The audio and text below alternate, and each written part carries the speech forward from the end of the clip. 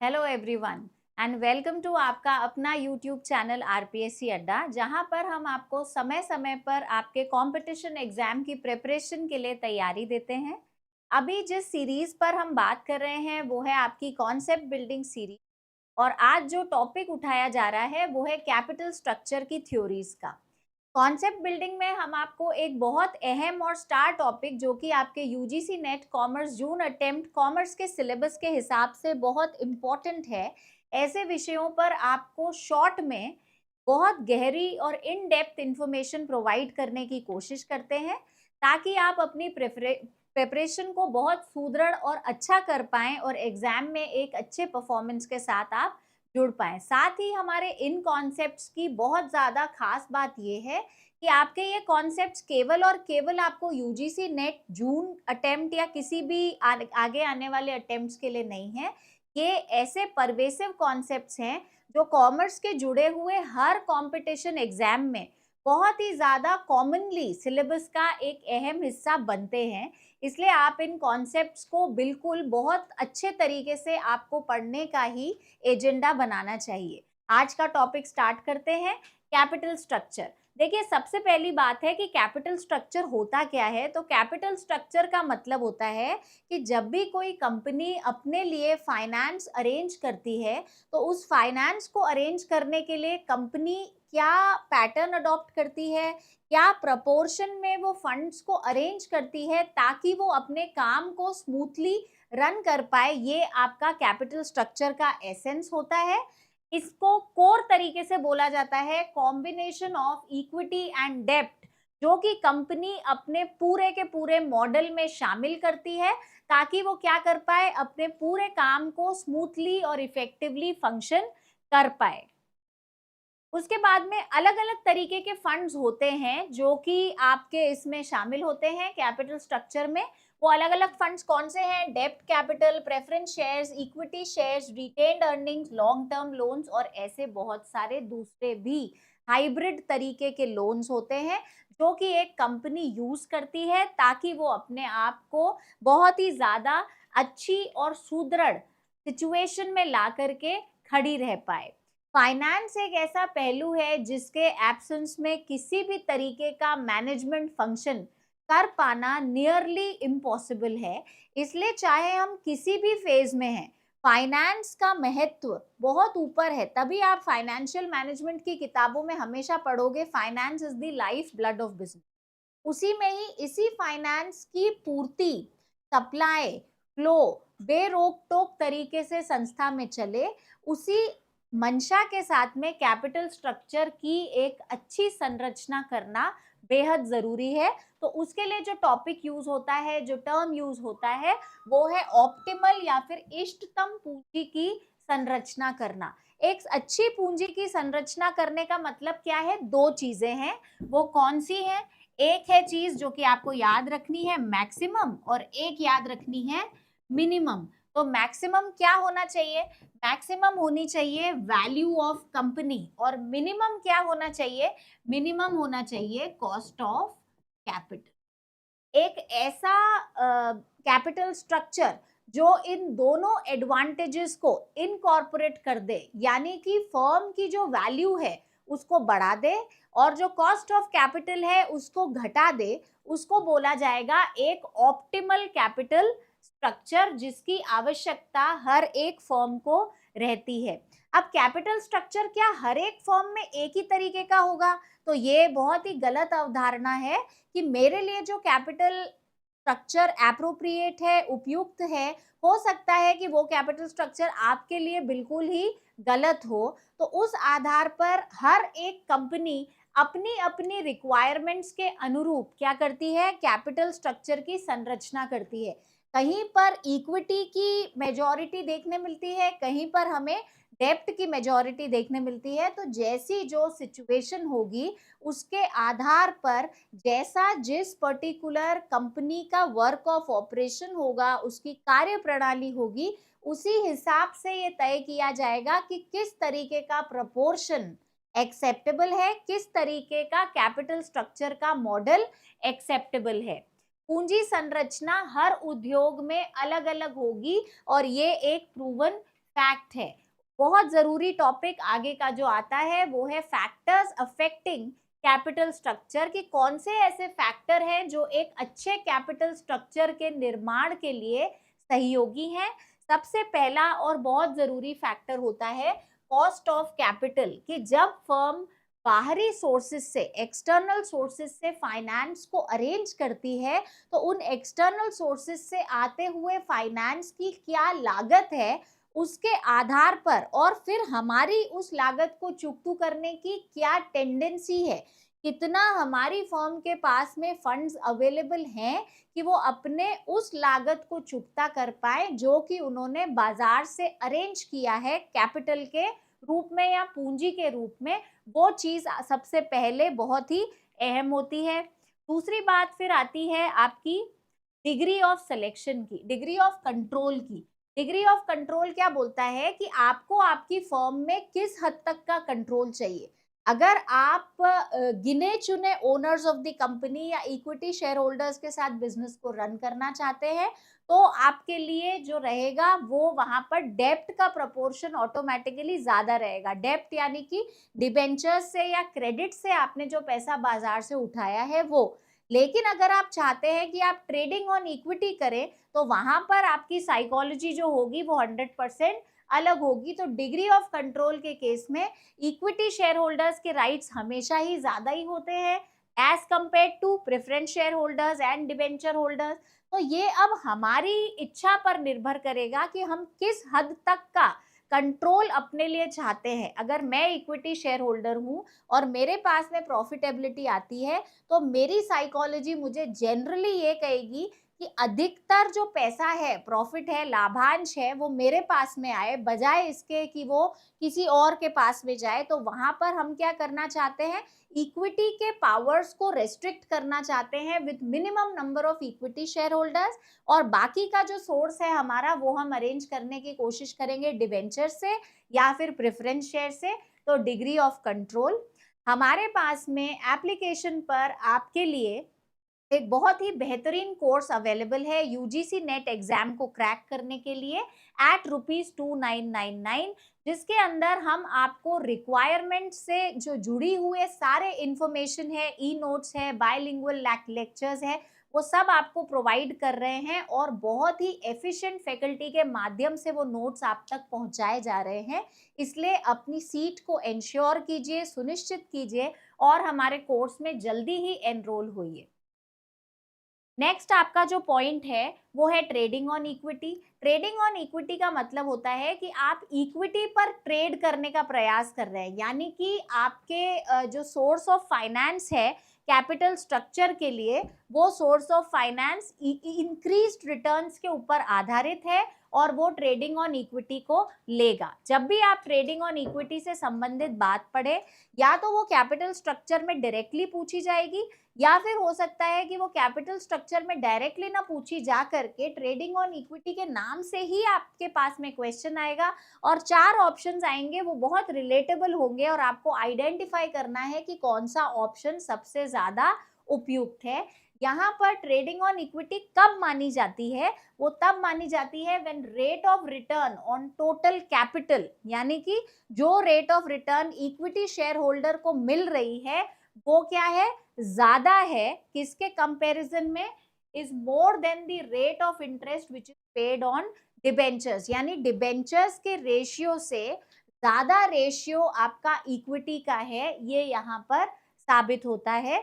और अगर ऐसी सिचुएशन चलेगी तो जो बोला जाएगा वो बोला जाएगा इक्विटी पर ट्रेडिंग करना, और इक्विटी पर ट्रेडिंग करना 100% शेयर होल्डर्स के लिए, अंशधारियों के लिए एक बहुत ही उपयुक्त सी विधि है।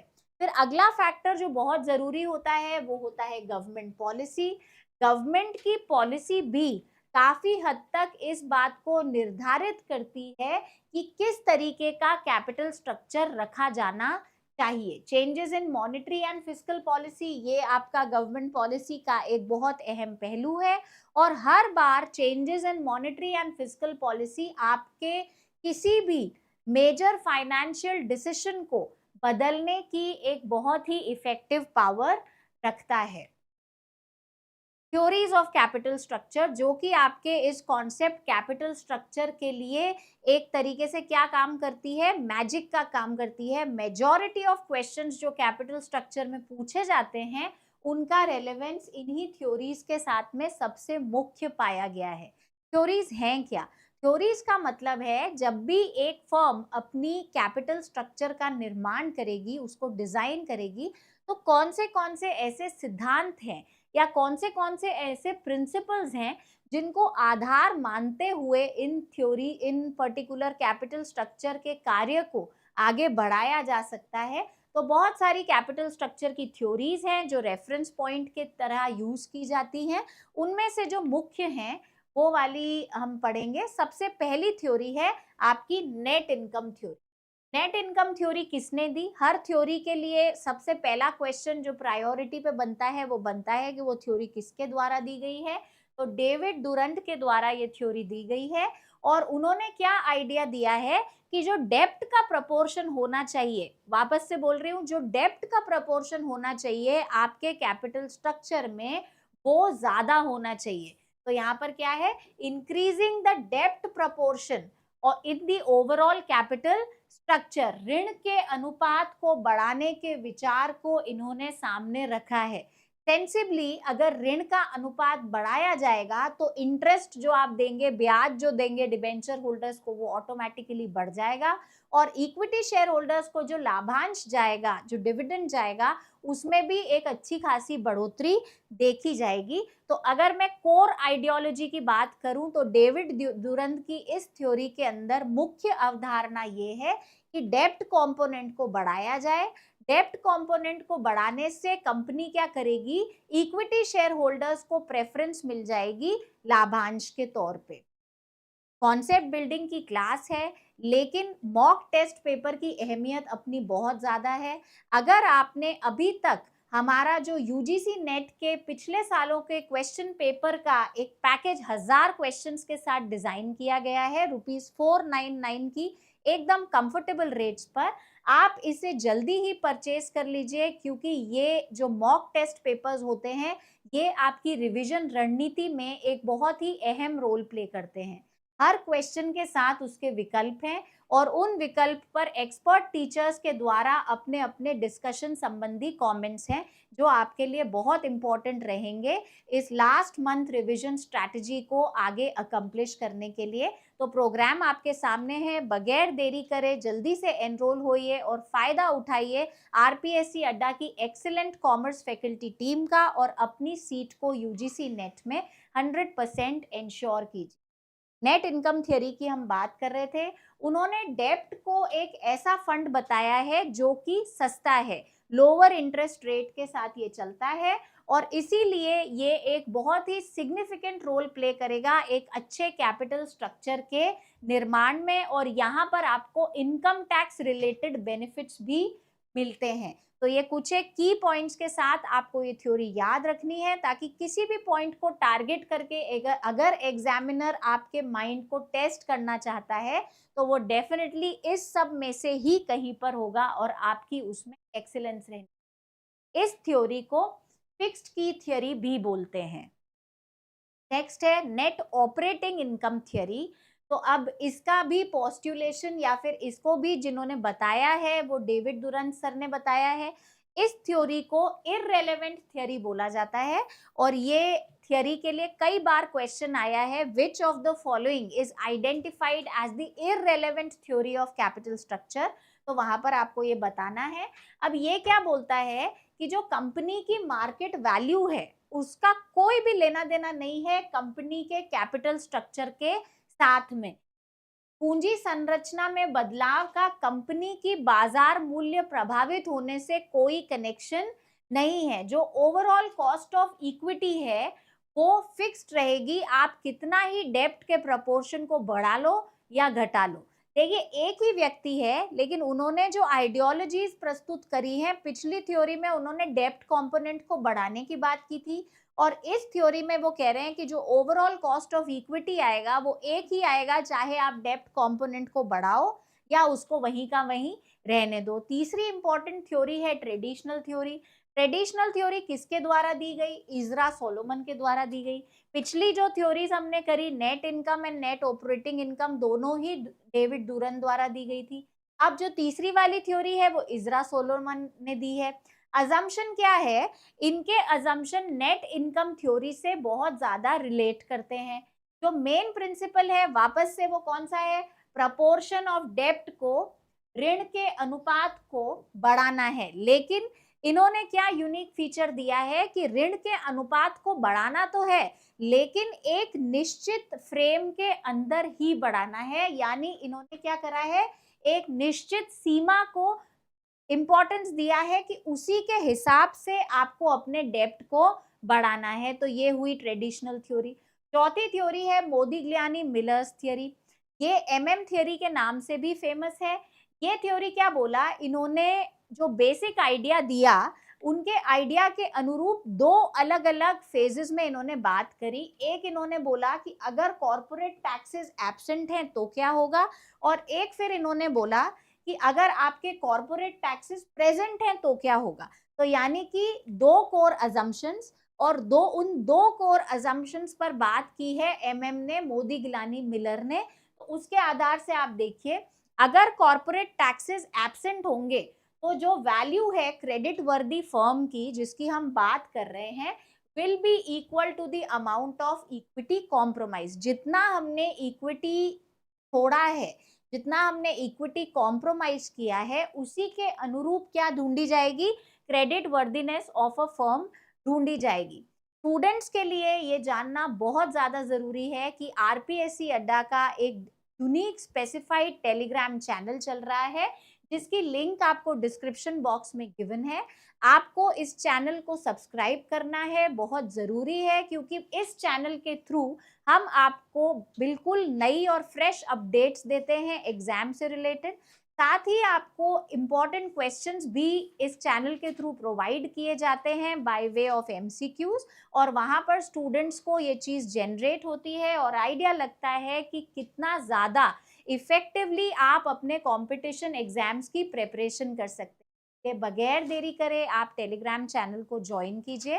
दूसरा जो अजम्पशन था इनकी थ्योरी का, या इनकी थ्योरी का जो दूसरा एंगल था, वो था कि अगर कॉर्पोरेट टैक्सेस हैं, पिछला वाला हमने पढ़ा जहां पर कॉर्पोरेट टैक्सेस एब्सेंट थे, अब हम पढ़ रहे हैं जहां पर कॉर्पोरेट टैक्सेस हैं, तो वहां पर वैल्यू ऑफ द क्रेडिट वर्दी firm is equal to the value of indebted firm. हमने अभी अभी पढ़ा था कि अगर हमारी फर्म टैक्स को देखती है, टैक्स एस्पेक्ट को रिलेट करती है, तो वहां पर डेप्ट का एक बहुत ही अहम हिस्सा है। तो उसके हिसाब से जो आपकी क्रेडिट वर्दी फर्म है is equal to the value of indebted firm summed with the product of tax rate and value of डेप्ट। तो ये एक बहुत इंपॉर्टेंट चीज है, और कई बार आपके एग्जाम में ये फॉर्मूला बेस के साथ भी प्रेजेंट किया जाता है। उस मामले में जहां कर लागू होते हैं, क्रेडिट योग्य फर्म का जो मूल्य है, मूल्य कर की दर और ऋण के मूल्य के उत्पाद के साथ अभिव्यक्त ऋणी फर्म के मूल्य के बराबर होता है। इसलिए हमें ये चीज बहुत ही पर्टिकुलरली याद रखनी है कि ये कैसे वर्क करता है। फाइनल जोन में आते हैं लेक्चर के कंक्लूजन की तरफ। तो कंक्लूजन में जो आपका कैपिटल स्ट्रक्चर है वो क्या डिफाइन करता है? द बेस्ट प्रपोर्शन ऑफ डेप्ट एंड इक्विटी, जिसके माध्यम से आप क्या कर पाएंगे? एक बेहतरीन कैपिटल संरचना क्रिएट कर पाएंगे जो आपके बिजनेस की स्मूथ फंक्शनिंग में सहायक होगी। Calculating and representing N optimal capital structure with minimum risk factor is mostly appreciated. जो हमने ऑप्टिमल कैपिटल स्ट्रक्चर के बारे में पढ़ा, वो चीज यहाँ पर बहुत इंपॉर्टेंट है। तीसरा इंपॉर्टेंट पॉइंट है कि सक्सेसफुल रन के लिए ये बहुत ज्यादा जरूरी है। प्रॉफिटेबिलिटी इंश्योर करने के लिए कैपिटल स्ट्रक्चर की एक बहुत अहम भूमिका है। अगर आपके पास एक इफेक्टिव कैपिटल स्ट्रक्चर नहीं है, तो वहां पर क्या होगा? आपके जो सारे के सारे बिजनेस ट्रांजैक्शंस हैं वो स्मूथली फंक्शन नहीं कर पाएंगे। सेवरल हर्डल्स फेस करने पड़ेंगे हमें मार्केट में। इसलिए एक प्रॉपर स्ट्रक्चर का इवैल्यूएशन करना बहुत बहुत जरूरी है, जिसके लिए हमने अलग अलग थ्योरीज देखी। थ्योरीज कौन सी थी? Net income approach, net operating income, उसके बाद में आपने ट्रेडिशनल थ्योरी देखी और मोदी गिलानी मिलर की अप्रोच देखी। ये सारी की सारी थ्योरीज मिला करके एक बहुत ही इफेक्टिव कॉम्बिनेशन बनाती हैं कैपिटल स्ट्रक्चर का, जिसमें अलग अलग इंडस्ट्रीज, अलग अलग कंपनीज अपने लिए सबसे ज्यादा जो फेवरेबल कैपिटल स्ट्रक्चर है उसका निर्माण करती हैं। जो कोर टॉपिक्स और जो क्वेश्चंस कैपिटल स्ट्रक्चर से जुड़ करके एग्जाम्स में देखे गए हैं और रेगुलरली आ रहे हैं, वो है कैपिटल स्ट्रक्चर के मीनिंग से related, factors affecting capital structure से रिलेटेड कि किस तरीके का विभाग किस तरीके के कैपिटल स्ट्रक्चर की तरफ जाएगा, या इंडस्ट्री या कोई भी कंपनी अगर वो किसी एक पैटर्न की है तो वो कैसा कैपिटल स्ट्रक्चर लेके आएगी। फिर उसके बाद ट्रेडिंग ऑन इक्विटी संबंधित क्वेश्चन, थ्योरी आ गई, थ्योरी के अंदर थ्योरी किसने दी, उनकी थ्योरी के मुख्य अजम्पशंस क्या थे, मोदी गिलानी मिलर किसको सपोर्ट करते हैं, किसको रिफ्यूज करते हैं, ट्रेडिशनल थ्योरी में क्या उपयुक्त बात है, क्या इनमें से अनुपयुक्त है, इस तरीके के बहुत सारे क्वेश्चंस आते हैं। कोशिश यही रहेगी कि आपको कॉन्सेप्ट बिल्डिंग वीडियोस के माध्यम से हम उन सारे पहलू से अवगत कराएं जो सब के सब एग्जाम पॉइंट ऑफ व्यू से बहुत ज्यादा इंपॉर्टेंट है। आगे फिर से मिलेंगे और इस तरीके के वीडियोस के साथ।